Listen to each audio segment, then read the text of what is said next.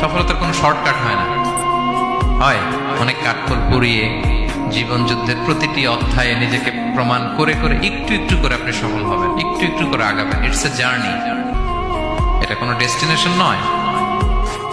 এবং সফল হওয়ার পথ পরিক্রমায় কোনো লিফট নেই, সিঁড়ি বেয়ে উপরে উঠতে হয়। কি বেয়ে? কিন্তু আমরা সফল হতে চাই কিভাবে? ডাইরেক্ট 100 তলায় তো আমি সফল, উপরে সবার উপরে আমি, এইভাবে চাই সফলতাটা। সবার উপরে উঠে যাব, গোল্ড মেডেল গলায় পরাই দিবে, আমরা সাকসেসফুল না। সফলতার রাস্তায় কোনো লিফট থাকে না। কি দিয়ে উঠতে হয়? সিঁড়ি বেয়ে ঘাম জড়িয়ে উঠতে হয়। দেখেন, শুধু আলোর মুখ দেখার জন্য মায়ের পেটে আমাদের কত সময় লাগছে বলেন তো?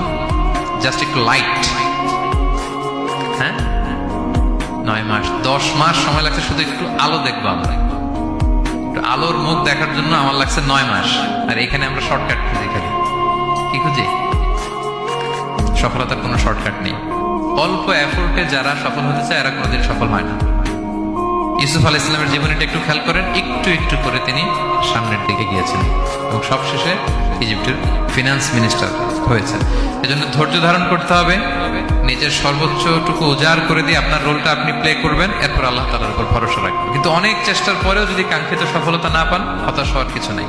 কারণ বিশ্বাসীর সফলতা শুধু দুনিয়াতে না, বিশ্বাসীদের সফলতা আখিরাত পর্যন্ত বিস্তৃত। ওইটা আসল সফলতা।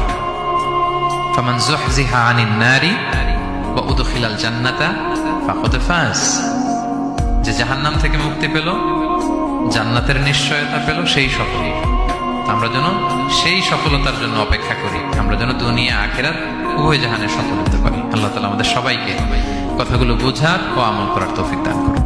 হাযা মা ইনদি ওয়াল ইলমু ইনদাল্লাহ আলাইহি তাওয়াক্কালতু ওয়া ইলাইহি উনীব। ওয়াসসালামু আলাইকুম ওয়া রাহমাতুল্লাহি তাআলা।